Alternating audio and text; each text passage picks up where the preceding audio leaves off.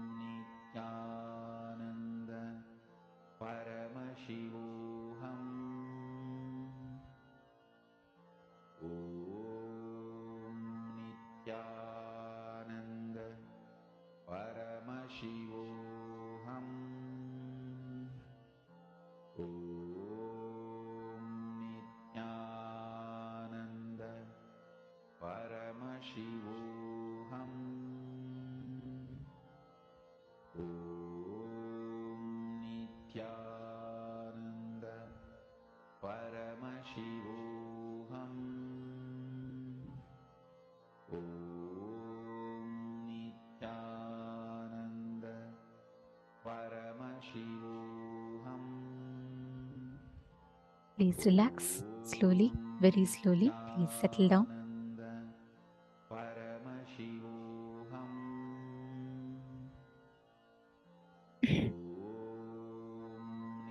All of you can now please relax. Yes. So hope all of you have manifested. This is one of the most coolest, most easiest power to manifest. And moreover, if you start manifesting this power, right, you will be able to start accessing any information just by will, without you having to put a conscious effort, without you having to try and do something. You will just be able to manifest whatever you want just through your will, like without having to struggle, without having to constantly try and see. You will be able to know anything that you want to know is under your control. Whatever you want to manifest is all under your control. You will be able to experience that, and that whole experience will just become a part of you.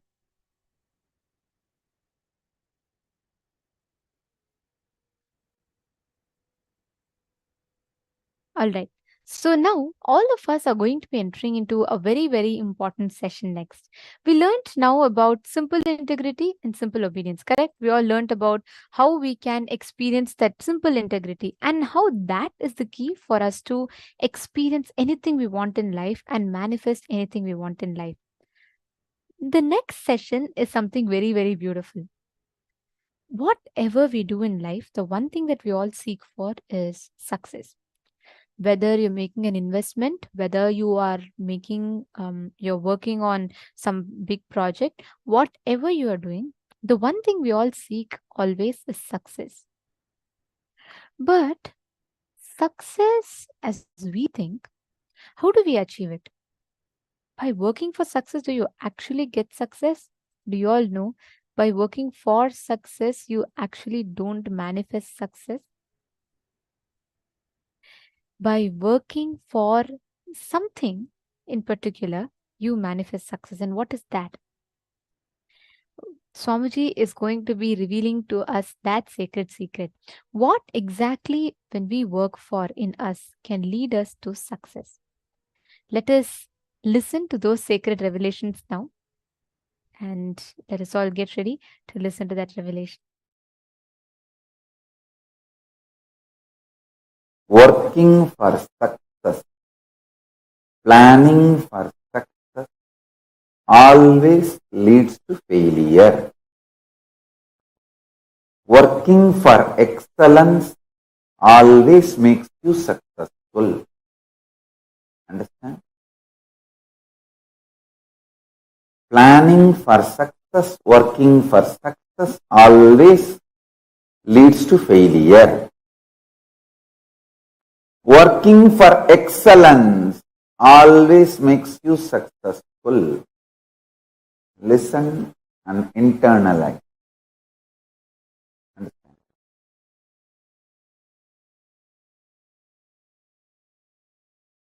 Person who works for success will be very shallow.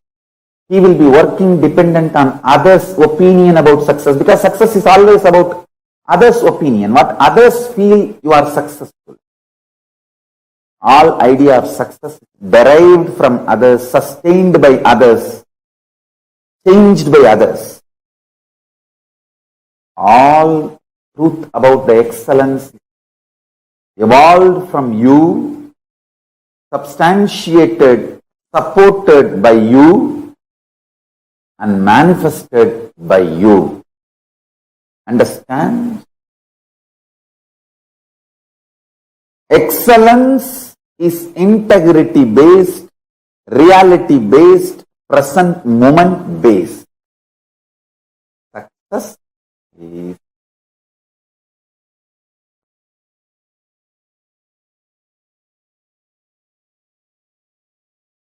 others' opinion based. A person who lives with all the time strategizing cunningly bothers about success. Person who lives with a simple integrity evolves with excellence. Integrity is all about whatever Paramashiva has given you, you will manifest everything, breaking all the life negative patterns.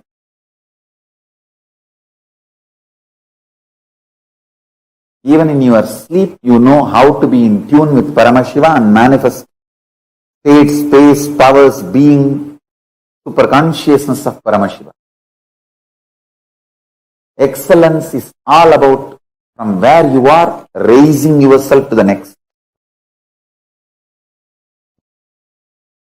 Success is all about others and how things go with others. I tell you,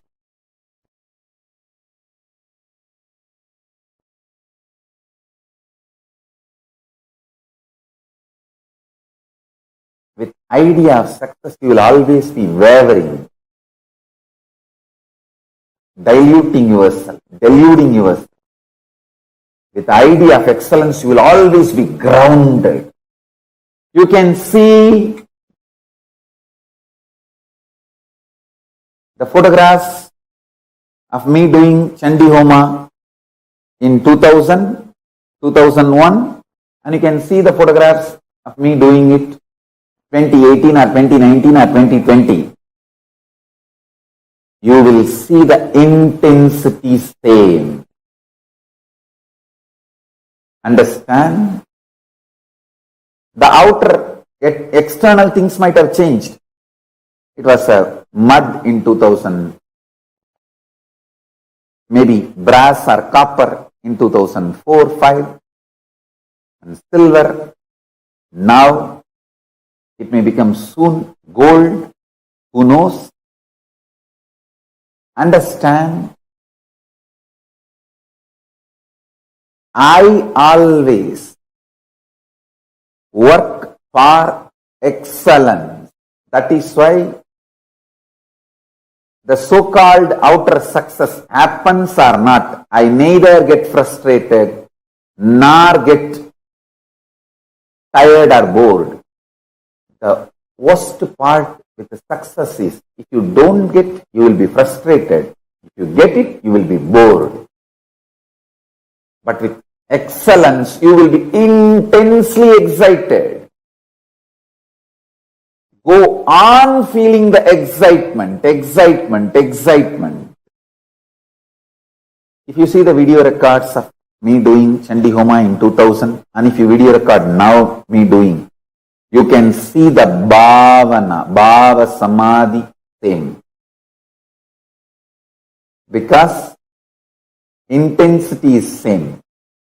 And I tell you, excellence is always integrity and intensity based, not external things based.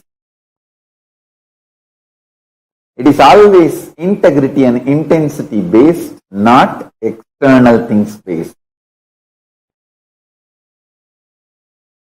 I tell you.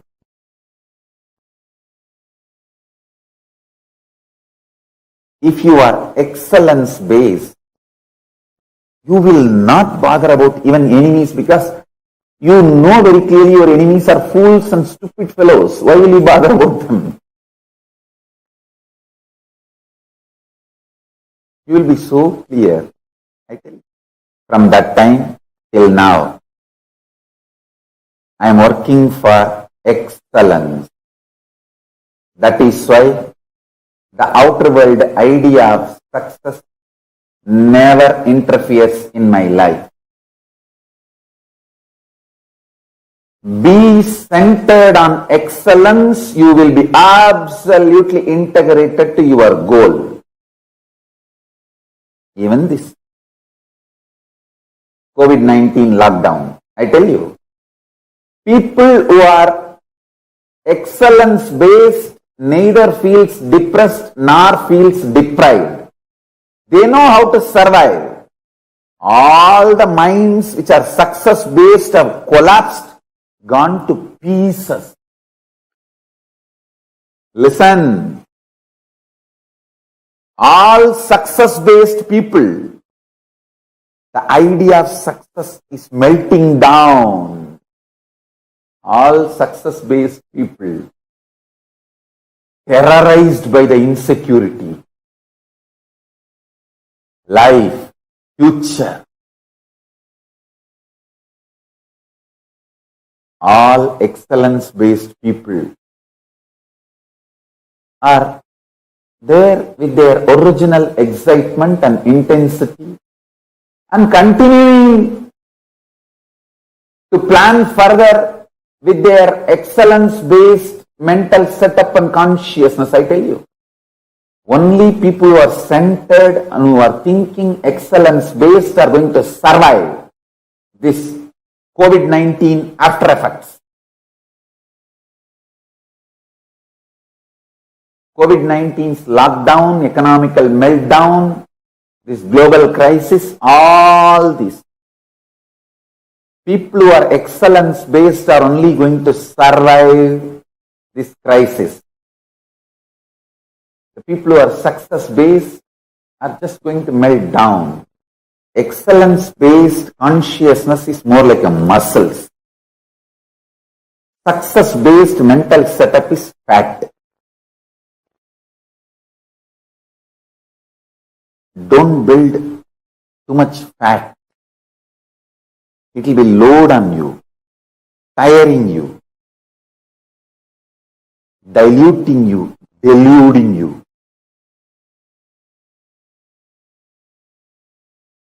Almost like destroying you. I'm telling you.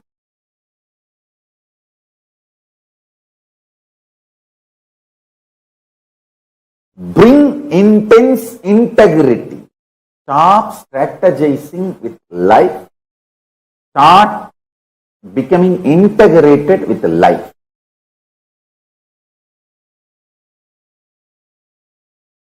I have seen every person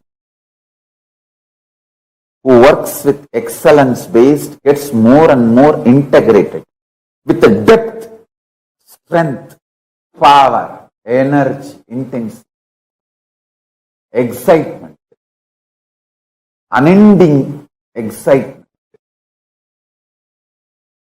People who work for success, if they don't get, they get frustrated.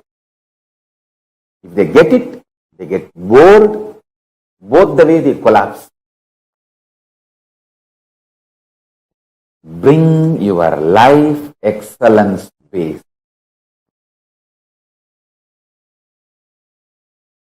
Nothing can touch you, nothing can disturb you, nothing can distract you.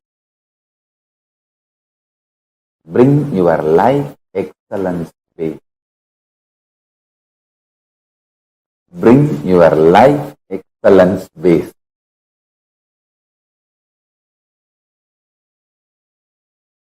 Bring your life excellence base.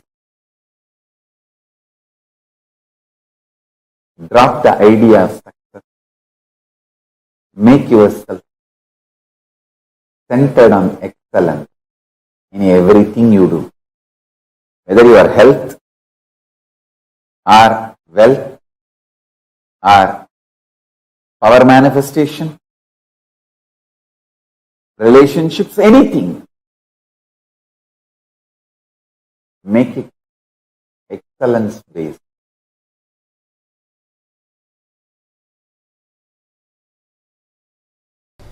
When I started the Sangha, everyone asked about money, from where money is going to come. How money? Money?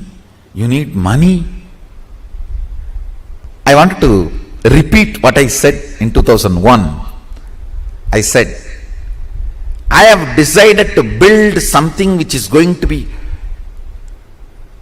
best useful for humanity. I know money, human resource, everything needed will follow.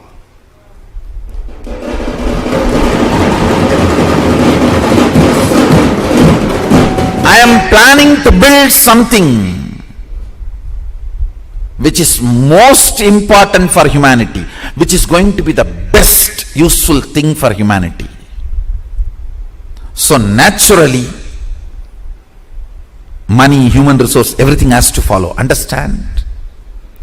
Don't plan for success, plan for excellence. Success will follow. I said, what I am going to build for humanity, I'll do it best, most excellent way. That's all.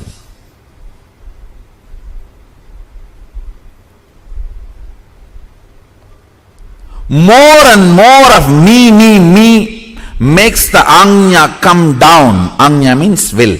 To come down, and will starts believing in more and more of impossibility.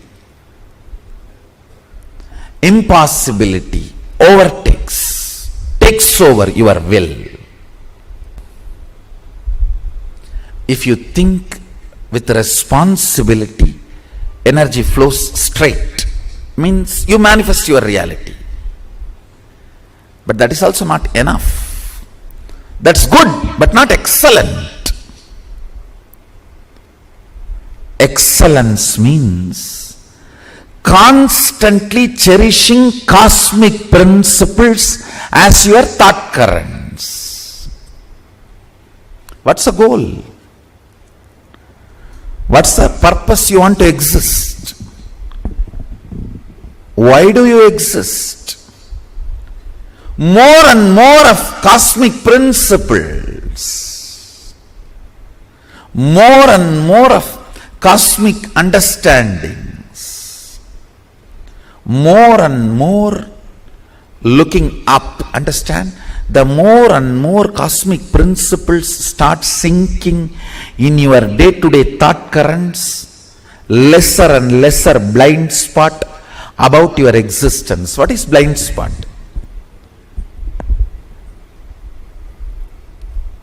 The gap between why and how. The gap between why and how is blind spot. Why you exist and how you exist. Why you want to do something, but how you do something. Why you want to live, but how you live. The gap between why and the how is blind spot. That gets healed when you cherish more and more cosmic principles. I tell you, you want to exist healthy, but your whole day goes either in sickness or afraid, getting frightened about more sickness. I tell you, you may not even logically be able to connect and see, but a simple thought current. I think this whole cosmos is running with some auspiciousness. Such large existence cannot be accident. Some casual thought current somebody has put in your head by mistake. If you cherish, even that may bring complete healing to your body. I tell you, I have seen this happening. There may not be any logical relationship. Suddenly, a casual thought current, that is the beauty of Vedic tradition, I tell you. Cosmic principles, when you cherish them,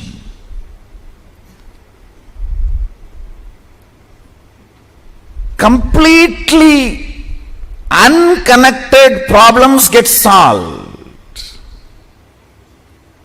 You will never understand, how can my half an hour thinking about the cosmos and the size of the cosmos and the automatic intelligence of the cosmos heal my gastric trouble?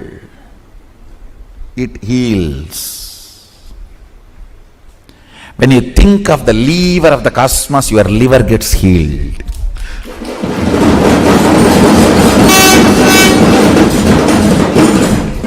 I tell you, listen, any cosmic principle, you don't even need to seriously practice it. Just like a sipping cup of coffee, if you sip and very casually flirt with them, romance with them, those cosmic principles, you will see your third eye just goes up, zoom, and refueled.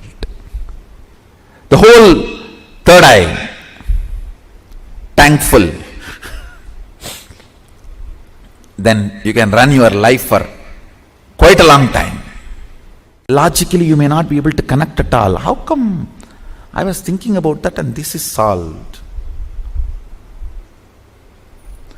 Because cosmic principles always iron out your blind spots of why you exist and how you exist. Why you want to exist and how you exist. That blind spots get cleared. That is what I call third eye opening.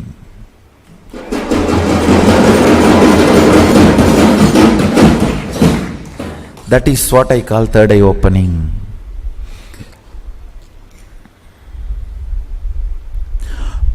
You want to exist for excellence, but you exist for some selfish attachment only to realize the hopelessness and emptiness of your so-called ignorant desires. Listen, I am not at all against the desires getting fulfilled, reality. I am only against you running behind something which can never be fulfilled, or if it is fulfilled, it will be more dangerous to you. In the name of desire, you are running behind siren. Not even behind, towards.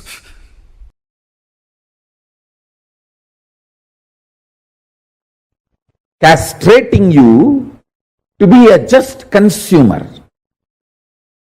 Strong word, but needed. Listen, I tell you, royal secret.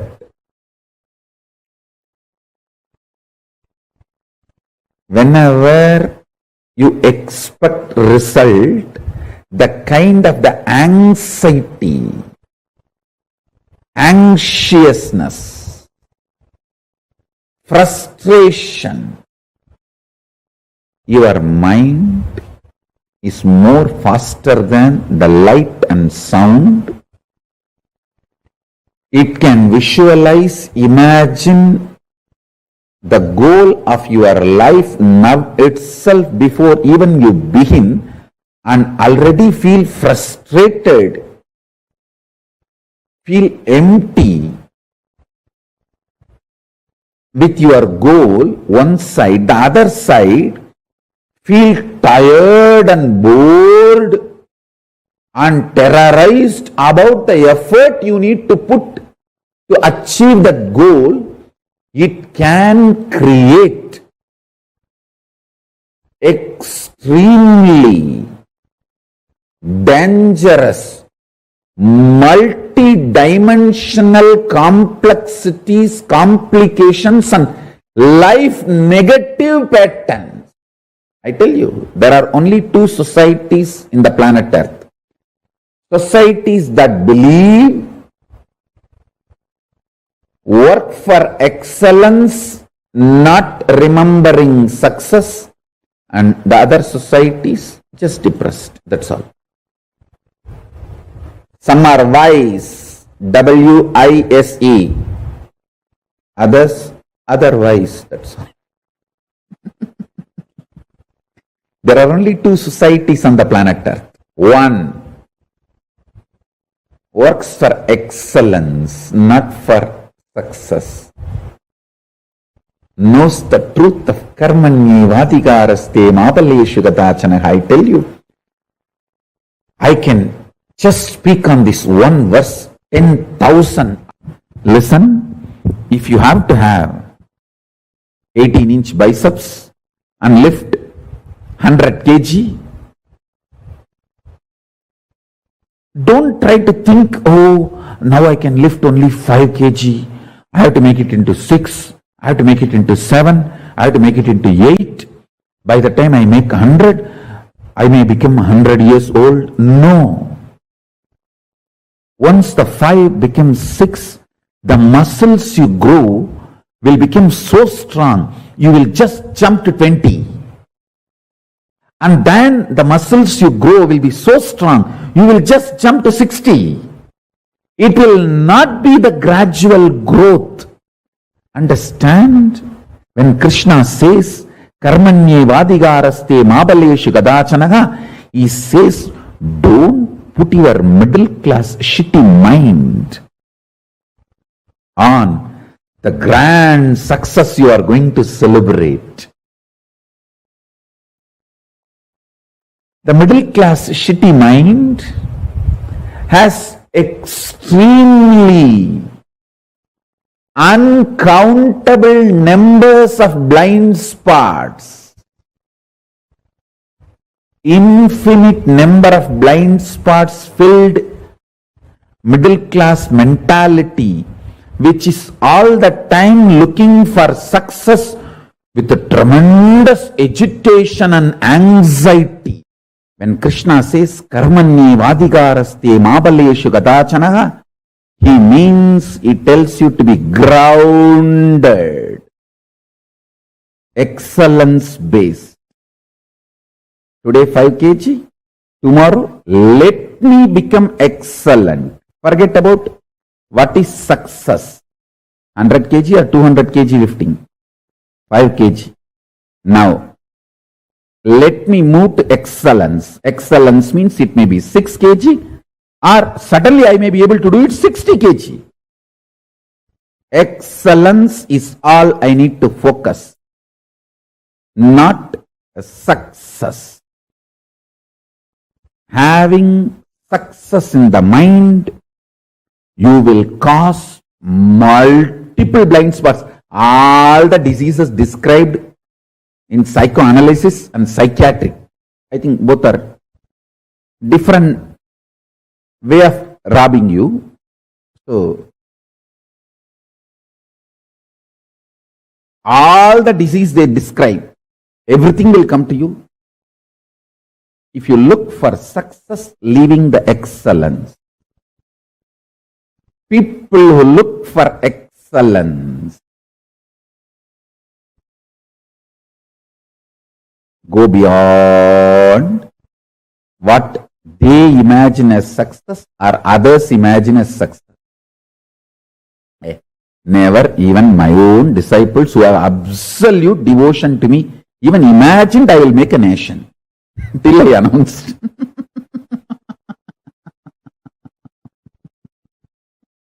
And they said, oh God, whether Swamiji makes it or not is different. Even he has a guts to digest this idea and boldly challenge. Listen to this truth. Do not bother about success. Work for excellence is not controlling mechanism. It is a liberating mechanism. When your guru teaches, Karmanye Vadigaraste Mabaleshu Gadachanaha, work without bothering about the results, he is not using this as a controlling mechanism. He is using this as a liberating mechanism, liberating you from your Chandala mentality.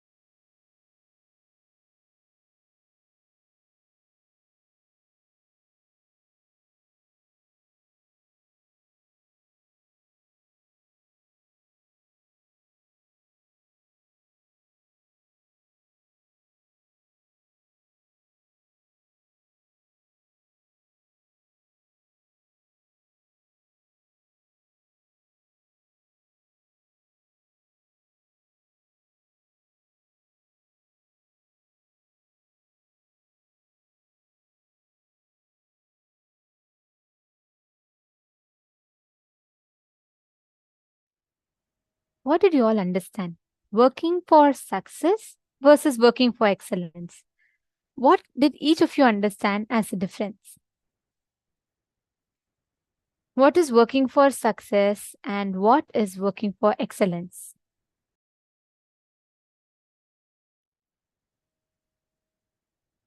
Can I request everyone to share? See, Swamiji gave a very important example. Most of the times, what we all do, right? We all think that, okay, let me aim for success. Let me manifest success. We all think, okay, let me focus on success, focus on success. We set a standard. That's good. We do set a standard for ourselves, saying, okay, this is what I want to achieve. But the catch is, right after you set that for yourself, what do you start doing?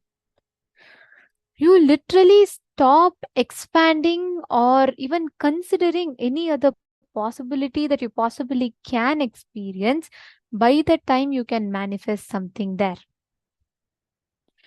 That is what Swamiji explained as the most important thing. If you work for excellence, you will look for what next can you do. If you work for success, you will look for an imaginary goal and you will already give up and decide that it is not possible for you to achieve that goal. And you will, based on that, come to the conclusions, life negative conclusions, that it is not going to be possible, you cannot work it, it is not going to help you. All that will run inside your inner space. Swamiji gave a very beautiful example, right? If you're lifting 5 kg weight today, lifting 6 kg or 60 kg is your choice, but don't aim for a set standard of success. Instead, aim for excellence. What can you do? How can you achieve it? That is the key. Working for excellence will lead you to success. Working for success will always lead you to suffocation. There's a big difference. How many of you are understanding this?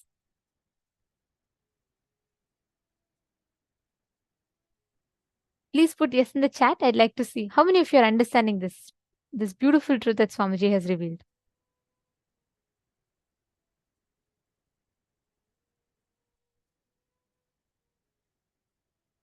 See, Swamiji said, right, when Krishna says, Karmanye vadikaraste ma paleshu kadachanaha ma karma palahetur bhur mato sangastva karmani. When you just decide, let me do my action. Let me leave the results to Swamiji. Whenever you do that, right, Swamiji will take care of the results. There is two things. One, you can have your possibilities of success, your possibilities of what can go right and wrong. Second is leaving it to him, his possibility. And we know when we leave it to Swamiji, how Swamiji will take care of it. Every time you try to do something on your own, you think, oh, I will know, I can do something. But end of the day, we all constantly keep failing. We keep aiming for some imaginary thing. Halfway through the journey, we give up. We go through a lot of struggle. When you just leave it to Swamiji, and when you just decide, okay, let Swamiji take care. Swamiji will take care of it. Let me leave whatever I know to Swamiji. From there, let Swamiji take care of it. That space in us that we have, that will lead us to success. Take a few minutes and internalize this one important truth. Just see in your life, where all do you think constantly this aspect you repeat in life, where you are stuck so much with an imaginary standard of excellence that you forget to work, imaginary standards of success, but you forget to even take steps towards that and you give up. Instead, start with excellence. Means, what can I do best with what I have at this moment? Let me start with that. That will make you have tremendous will persistence in life.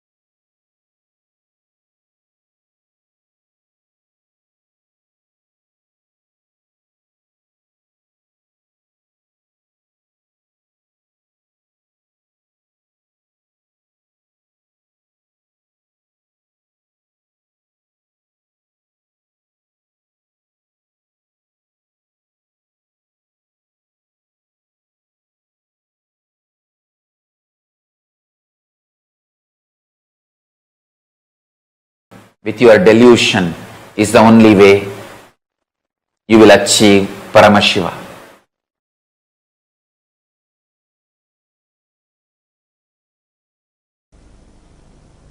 Worshipping the unknown is worship of Kali. Worshipping the unknown is worship of Vishnu. Vishnu means what? Unknown Vyakti. The Avyakta who fills the Vyakta and Avyakta is Vishnu.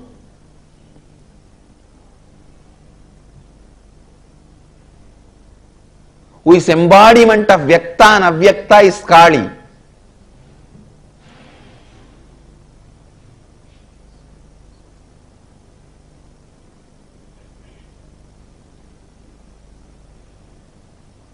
If you just complete with your fear of unknown, you will have the courage to enrich the whole world. You will have the courage to complete with your all problems.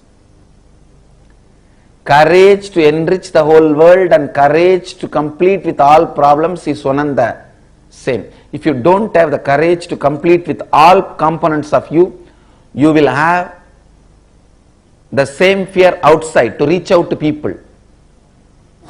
That is why I tell you, the person who completes will be the real enricher. The person who enriches will be the real completer. Enriching and completion goes hand in hand intensely. Enriching and completion are like a anga, not step by step. Patanjali says Ashtanga Yoga means 8 parts of yoga. He doesn't say Ashtapatha Yoga means 8 steps of yoga. No, Ashtanga Yoga. Yama, Niyama, Asana, Pranayama, all of them are different components of yoga, anga of yoga. Same way, completion, enriching, causing, integrity, authenticity. Integrity, authenticity, responsibility, enriching and causing, completion. All the 6 are Shashtanga Yoga, not Shashtapatha Yoga. Shashtanga Yoga.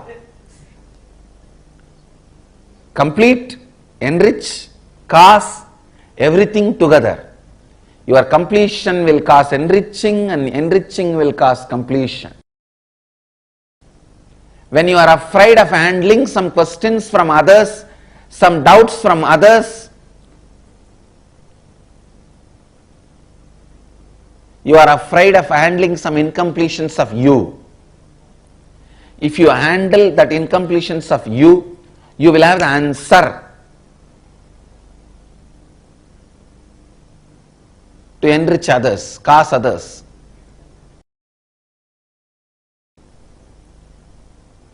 As per the Sanskrit rule, it should not be Shashtanga Yoga, it should be Shadanga Yoga. Shadanga Yoga. Integrity, authenticity, responsibility and enriching, causing, completion. I should add listening also. So, it becomes Sabdanga Yoga. All these 7 are not step by step.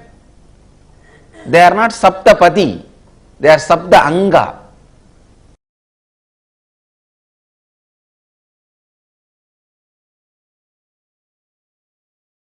If you feel I am your puppet, be assured you have a relationship which I had with my Guru Arunagiri Yogeshwara.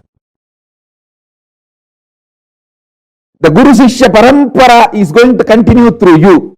You are going to be my successor. Because that is the way I felt with my Guru.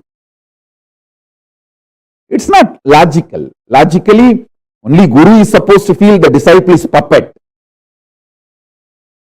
But in reality, it doesn't happen that way.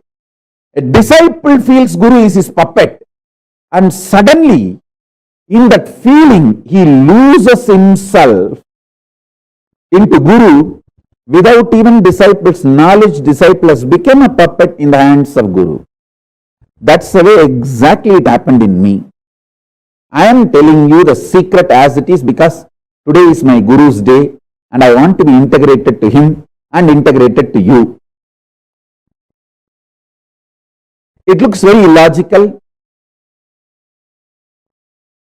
It may even be very difficult for people to digest. But I am not talking to maintain a pseudo dignity. I am talking to maintain and keep my integrity to my Guru. And what happened between me and him? How it happened? I have to tell my disciples so that that can start happening between you and me.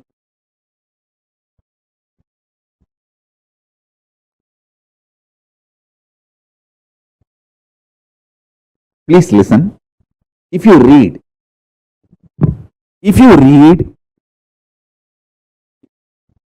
intimate reminiscences of Ramakrishna and Vivekananda, you will simply realize Ramakrishna was puppet in the hands of Vivekananda. And Vivekananda just lost himself. Without even knowing, he became puppet in the hands of Ramakrishna. Samartha Ramdas and Shivaji, Ramakrishna and Vivekananda, Aurobindo and Aurobindo mother, all this I can give as the ideal guru-disciple relationship, where the disciple experienced Guru as the puppet in their hand, but without even their knowledge, they became puppet in the hands of Guru. So that the border, commanded,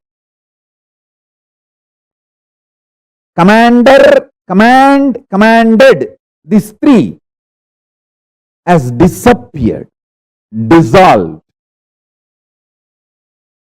The commander, commanded, all this just disappeared.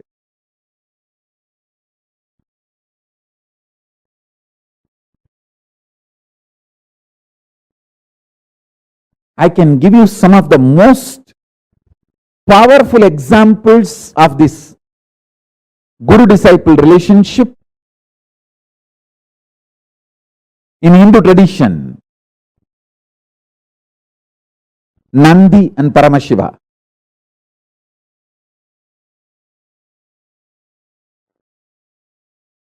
Devi Meenakshi had a disciple called Sumati. Sumati and Devi Meenakshi.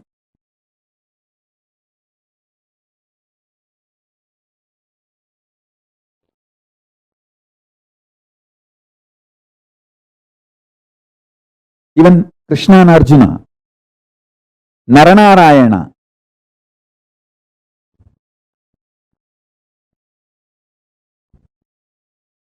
In the modern day, Bhagavan Swaminarayan and his disciple Akshar Purushottam Maharaj. And Aurobindo mother.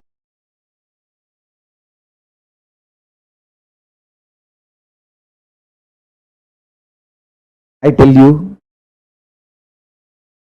love can just open all gates of all lokas. Up, down. Tyaga can open only up to Tapoloka. Brahmanyana, enlightenment, can open only up to Brahmaloka. All the punyas, good actions, dana dharma you do, charity you do, yaga yajnas you do, can open only up to Swargaloka. But consciously developed love, consciously decided love, can open all 14 and beyond. That's the beauty and power of conscious love. See, I am giving you cosmic secrets. I tell you, inside your heart, deeply, secretly, if you are cherishing, I am your puppet, be assured you are my disciple, and through you, the Guru Shishya Parampara is going to continue. You are going to be the living stream of me. Whoever feels I am your puppet, you can be rest assured you are inheritor of Paramashiva. And what I got from my Guru, Arunagiri Yogishwara, you are going to receive through me. And you are going to continue this Guru Shishya Parampara. Not just getting enlightenment, not just getting powers. You are just going to be inheritor of everything, of me. What I got from my Guru, Arunagiri Yogishwara, everything. Because I felt Arunagiri Yogishwara is my puppy love and puppet love.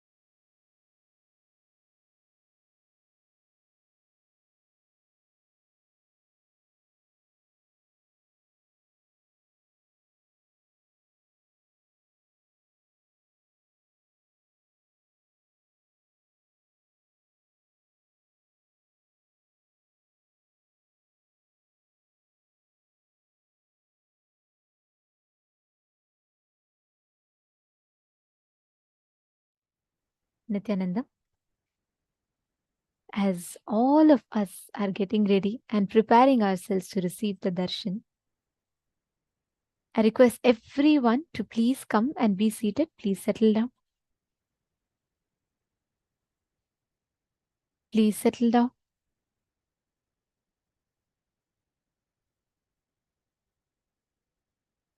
Can I request all of you to please come on camera, please?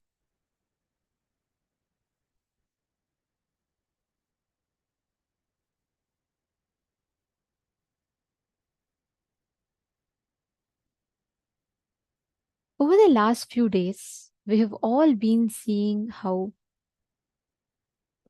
the attacks,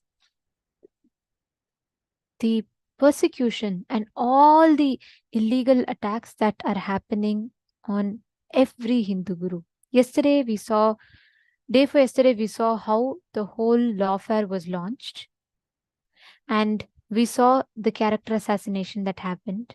And yesterday, we all understood about the assassination attempts that happened. But today, what we are going to tell you all is one of the most painful thing that can ever be done. And we are going to be taking all of you through the exact facts as it happened. Because as we all sit each day enjoying receiving the darshan boons, it's equally important that we understand